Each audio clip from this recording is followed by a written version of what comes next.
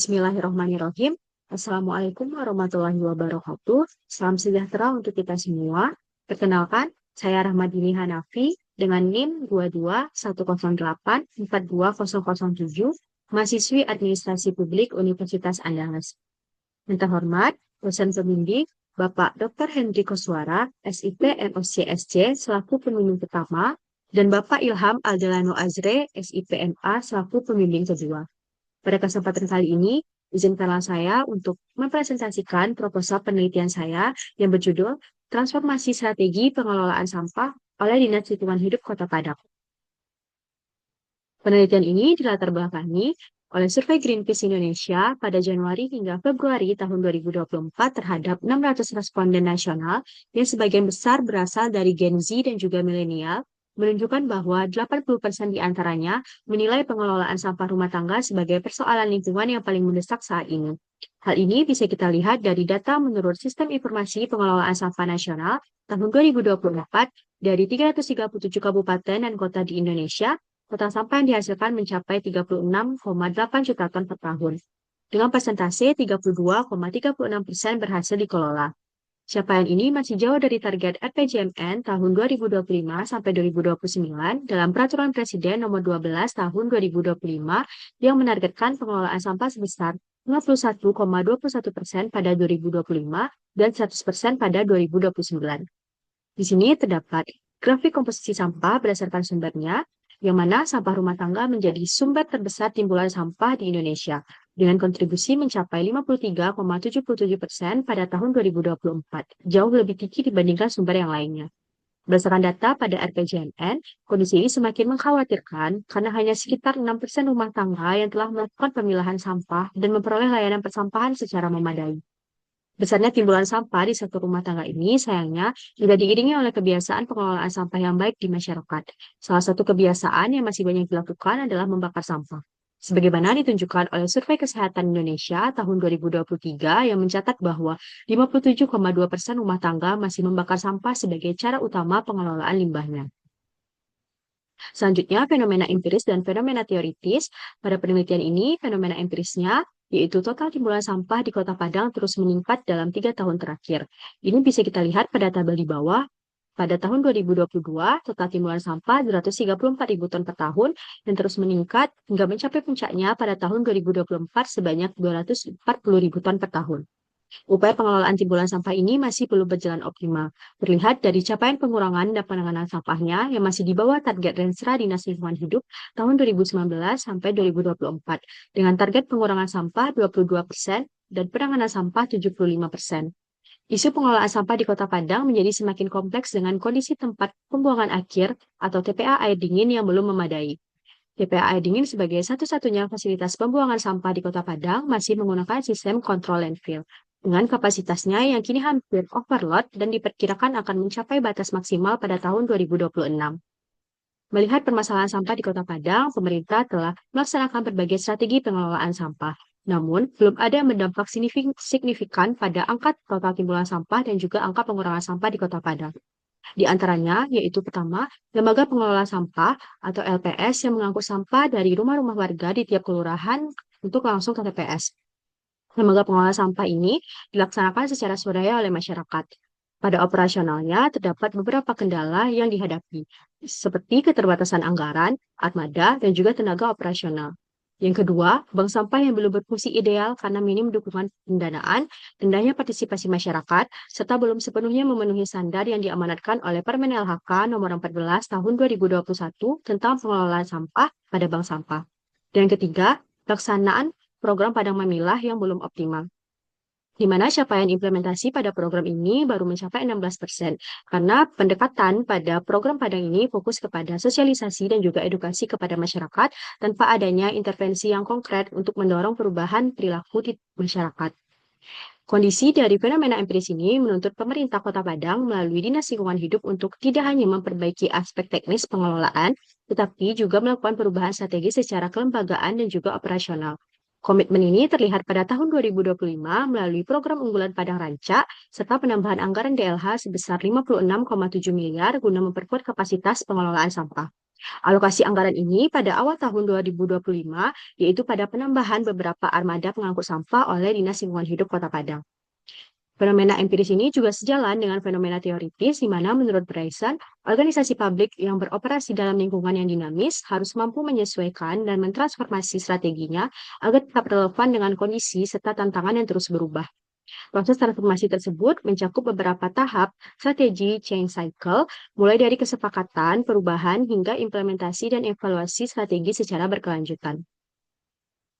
Rumusan masalah dalam penelitian ini yaitu bagaimana transformasi strategi pengelolaan sampah oleh Dinas Lingkungan Hidup Kota Padang.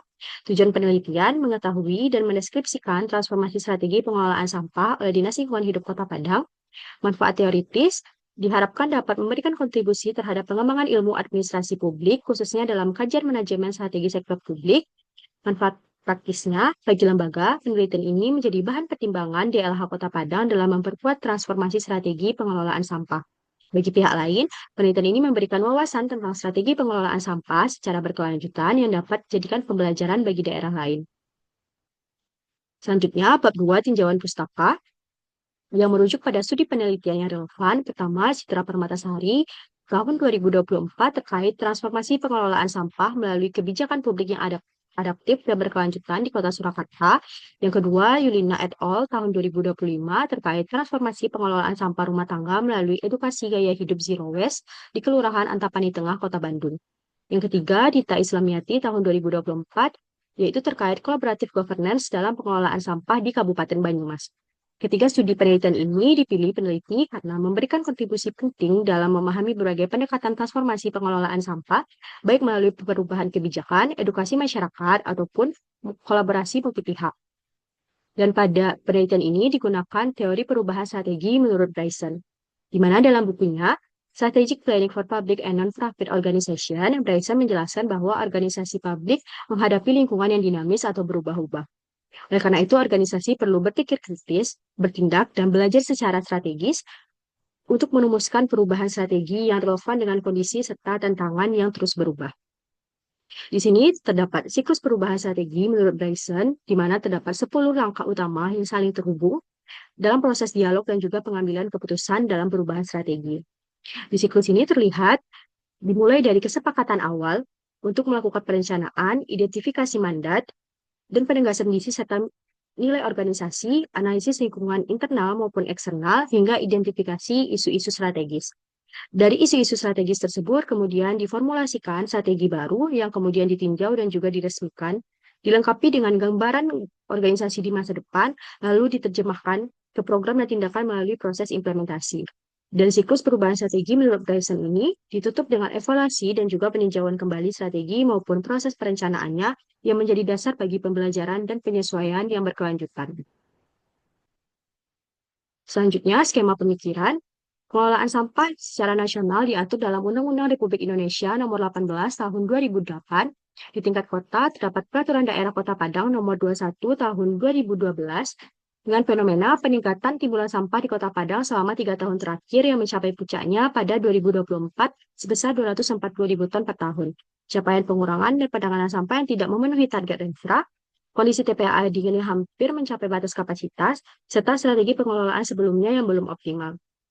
Sebagai respon dari fenomena ini dituangkan dalam Rencana Pembangunan Jangka Menengah atau RPJMD Kota Padang tahun 2025 sampai 2029 yang memuat program unggulan pemerintah Kota Padang yaitu Padang Ranca melalui sistem pengelolaan sampah terpadu dan modernisasi TPA untuk mendukung target nasional 30% pengurangan dan 70% penanganan sampah pada tahun 2025. Hal ini sebagai bagian dari transformasi strategi pengelolaan sampah oleh Dinas Lingkungan Hidup Kota Padang yang kemudian nantinya akan dianalisis dalam kerangka siklus perubahan strategi oleh John M. Bryson. Selanjutnya, definisi konsep. Pertama, transformasi strategi merupakan proses perubahan dalam arah dan isi strategi organisasi, termasuk penataan prioritas, alokasi sumber daya, dan kebijakan, agar organisasi lebih mampu merespons tantangan dan mencapai tujuan secara efektif dan berkelanjutan. Kedua, pengelolaan sampah merupakan serangkaian kegiatan yang terencana dan berkelanjutan, meliputi pengurangan sampah sejak sumbernya, dan penanganan sampah untuk diolah menjadi sesuatu yang bermanfaat dengan tujuan meningkatkan kualitas lingkungan dan kesehatan masyarakat. Selanjutnya, definisi operasional pada teori Bryson. Terdapat 10 variabel. Yang pertama, yaitu inisiasi dan kesepakatan proses perubahan strategi dengan indikator tujuan perubahan, pihak yang terlibat, tahapan pelaksanaan, serta bentuk dan waktu pelaporan. Yang kedua, identifikasi mandat organisasi dengan indikator kewajiban formal dan tuntutan informal. Yang ketiga, klarifikasi misi dan nilai organisasi dengan indikator misi dan nilai organisasi. Yang keempat, penilaian lingkungan eksternal dan internal dengan indikator lingkungan eksternal dan internal. Yang kelima, identifikasi isu strategis dengan indikator deskripsi isu strategis, faktor yang menjadikan isu strategis, dan konsekuensi. Yang keenam, perumusan strategi untuk menangani isu dengan indikator alternatif strategi, hambatan dan langkah penyelesaian, serta strategi utama. Yang ketujuh, tinjau dan adopsi strategi dengan indikator fase tujuan strategi. Yang kedelapan, deskripsi organisasi di masa depan dengan indikator kejelasan visi organisasi. Yang kesembilan, implementasi strategi dengan indikator program dan anggaran. Dan terakhir, peninjauan ulang strategi dengan indikator keberhasilan strategi, kegagalan strategi, dan saran perbaikan. Bab 3, metode penelitian. Pendekatan penelitian ini menggunakan jenis pendekatan kualitatif deskriptif dengan teknik pengumpulan data, observasi, wawancara, dan dokumentasi. Teknik pemilihan informan, penelitian ini menggunakan teknik purposive sampling untuk memilih informan. Metode ini memilih informan berdasarkan kriteria tertentu yang relevan dengan tujuan penelitian dan dianggap memiliki pemahaman mendalam atau peran yang signifikan dalam topik yang diteliti.